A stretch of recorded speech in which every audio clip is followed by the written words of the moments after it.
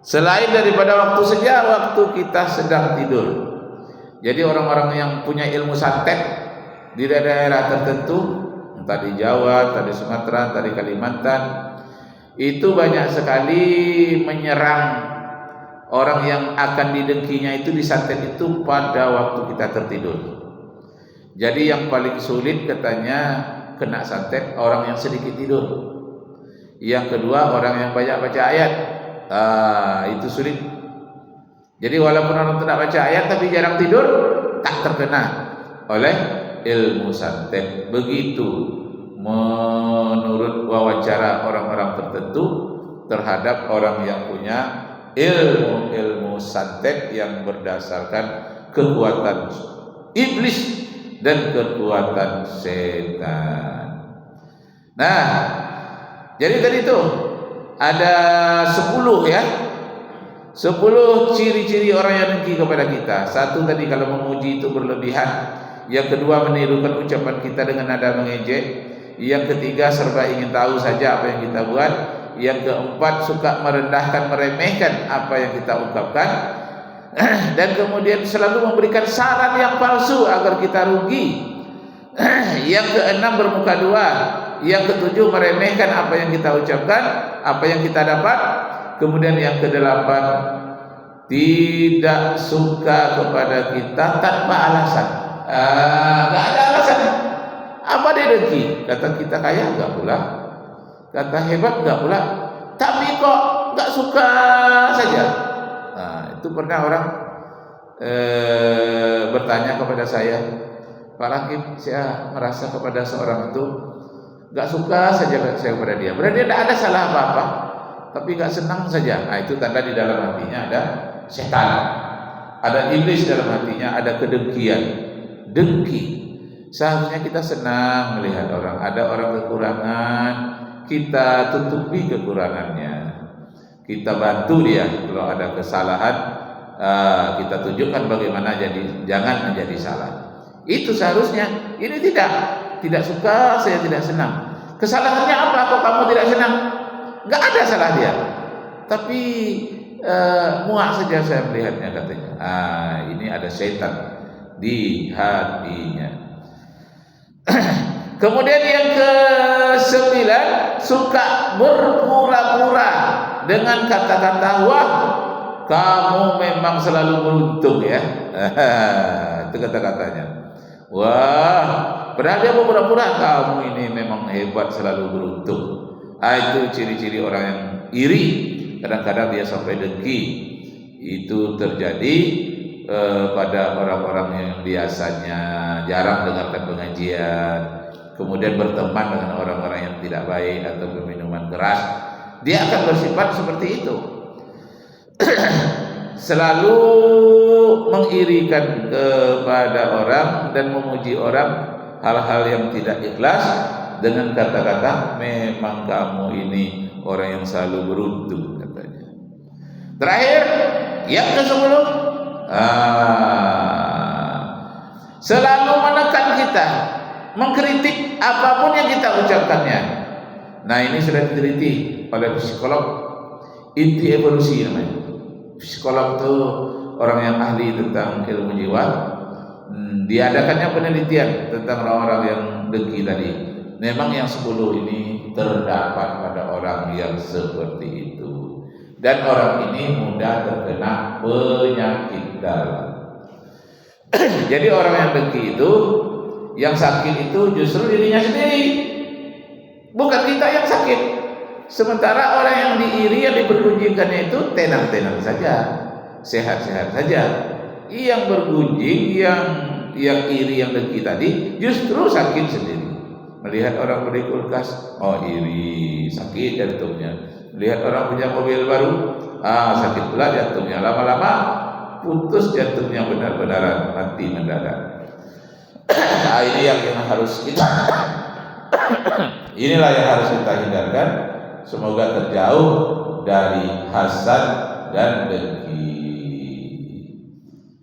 Nah, baik ibu-ibu, sampai waktu kita sampai berapa menit lagi?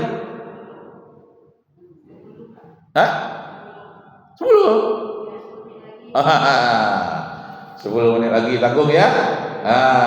Kita lanjutkan. Nah, ada lagi kita diganggu bukan oleh manusia, tapi diganggu oleh jin seperti Rasulullah yang diganggu dalam sumur tadi itu. Nah, selain dari kita membaca Qul a'udzu birabbil falaq dan An-Nas, bacalah surat ayat kursi. Apa Bu ayat kursi?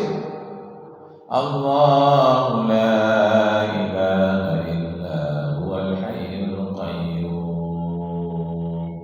Allah itu tiada Tuhan lain selain Dia. Dia Maha hidup dan Maha berdiri sendiri. Nah, Hayyu.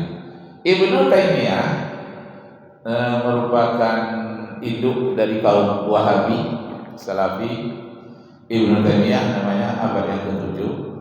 Itu selalu membaca Ya Hayyu Ya Qayyum yang terdapat di dalam ayat kursi tadi. Bukan ayat kursi dibacanya, Ya Hayyu Ya Qayyum saja. Ya Hayyu Ya Qayyum, Ya Hayyu Ya Qayyum 300 kali. Mulai dari subuh sampai matahari terbit. Rupanya ungkapan ayat-ayat di dalam ayat kursi tadi itu mengandung kalimat-kalimat yang sangat ditakuti oleh setan dan iblis. Nah, ada kejadian di Jawa, orang ingin minta kaya kepada jin. Kalau meminta kaya itu harus memberikan tumbal berupa panggang gagak. Ditangkaplah seekor gagak, dipanggang. Sudah tuh katanya yang lebih bagus itu dibuat sate. Sate gagak. Pergi tengah malam ke dalam hutan. Dikatakan, sate gagak, sate gagak. Nah, nanti akan datang jin katanya, membawa uang yang banyak. Akhirnya pergilah dia ke tengah hutan. Dia lihat kawannya dulu. Kawannya seminggu yang lalu bawa uang sampai miliaran. Dihitungnya uangnya, memang asli semua. Jadi dengan itu dia yakin bisa mencari kekayaan dalam waktu singkat melalui tumbal sate gagak. Pergilah dia. Kawannya tadi sudah berhasil, dia ingin berhasil di tempat yang sama. Pergilah dia. Setelah dia pergi kekayaan tadi, dia juallah kepada jin di situ sate gagak. Sate gagak, sate gagak. Ada yang beli. Ketika dia mau menyerahkan uang yang banyak itu, gemetar tubuh orang yang jual sate gagak tadi. Terlintas dalam otaknya terlintas ayat kursi. Ya Hayyu Ya Qayyum. Tapi dia tidak baca, hanya terlintas saja di dalam hatinya karena dia takut. Karena kalau kita takut, teringat ayat-ayat, terlintas saja dalam hati kita. Bisa An-Nas, bisa ayat kursi, terlintaslah Ya Hayyu Ya Qayyum tadi, tak dibacanya, takut tak dapat. Nah, ketika akan diserahkan itu tadi, tubuhnya gemetar, akan diambil duit, tiba-tiba tadi terbakar semuanya. Jin tadi juga mati, terbakar. Ditanyalah kepada kawannya, kenapa kamu tenang-tenang saja dapat uang banyak, kok saya jinnya terbakar? Lalu dikatakannya, apa yang terlintas dalam pikiranmu waktu itu? Terlintas ayat kursi, tapi enggak saya baca, cuma terlintas Allahu la ilaha illa huwal hayyul qayyum la ta'khudhuhu sinatun wa la nawm.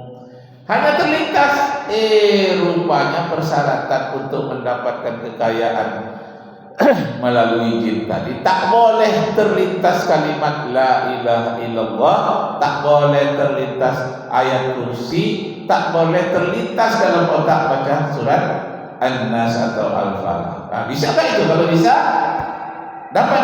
Kalau nggak bisa, nggak dapat. Ternyata dia nggak bisa. Kalau sudah takut itu nggak bisa, tak ingat satu ayat pun, pasti terlintas. Maka dia tak jadilah mendapatkan uang dari jin itu. Justru jin itu yang terbakar. Nah, yang kawannya itu uangnya banyak, dapat kekayaan dan dia beli mobil, dia beli rumah. Heran juga dia, agak iri juga dia sedikit. Kenapa orang ini bisa kaya dalam waktu singkat, pekerjaannya nggak ada, bisa kaya. Rupanya kekayaannya sementara, hanya 3 bulan. Setelah itu mobilnya tabrakan, rumahnya terbakar, anaknya meninggal. Sakit-sakitan. Jadi tidak ada bagusnya bekerja sama dengan jin, dengan setan, apalagi iblis. Sehingga ada satu surat yang khusus bercerita tentang jin dan setan, namanya surat Al-Jin, surat yang ke-72 di dalam Al-Quran Al-Karim. Di dalam surat Jin, surat 72 itu dinyatakan betapa banyaknya manusia yang bekerja sama dan tolong-menolong dengan jin. Mereka memang bisa mendapatkan pertolongan dari jin, akan tetapi nanti mereka akan rugi. Jadi jin sebaik-baiknya jin, di ujung-ujungnya nanti dia akan menyesatkan manusia, akan manusia tergelincir. Jadi walaupun mendapat pertolongan dari jin, jangan mau bekerja sama dengannya. Itulah bahayanya kalau minta pertolongan kepada jin. Itu di dalam surat apa tadi, lengkap itu dalam surat An-Nas. Jadi minal jinnati wan nas, kami mohon perlindungan kepadamu ya Allah dari kejahatan jin dan kejahatan manusia. Jadi hasad dan dengki itu senantiasa ada. Akibatnya apa? Kalau orang yang tidak beriman, orang-orang yang tidak mengamalkan ajaran Islam, mereka ini menyalurkan kedengkiannya itu melalui jin dan setan. Kekuatan jin setan dengan jimat-jimat tertentu, mereka akan tersesat dan mereka besok masuk neraka bersama dengan jin dan setan itu. Semoga kita terhindar. Sampai waktu kita, Pak? Pas ya? Waktu pun sudah pas. Mudah-mudahan kita tidak berbuat dengki dan orang lain jangan berdengki kepada kita. Kalaupun terjadi, kita harus sabar. Orang yang sabar itu akan mendapatkan ketenangan dan pertolongan dari Allah. Sedangkan orang yang dengki, dia dapat keuntungan sementara, sudah itu dia rugi untuk selama-lamanya. Na'udzubillahi min dzalik. Wabillahi taufiq wal hidayah. Wassalamualaikum warahmatullahi wabarakatuh.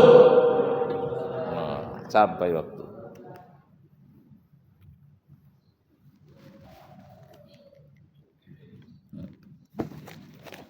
Iya.